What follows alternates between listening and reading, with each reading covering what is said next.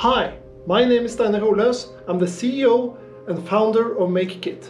And today I want to talk about this one, Airbit, the microbit drone. Now, we launched this product back in 2019, and back then it was really one of the most revolutionary products out there, and it actually still is. So this might be the perfect accessory to the microbit. Now, when you get it in a box like this, and you get quick start guides when you open it up. Then you build it, you code it, you fly it, and then you can keep on developing this drone here. So if you have access to a 3D printer or laser cutter, you can design and construct your own frames. And if you have a vinyl cutter, you can make your own artwork on it. And then you can go into the code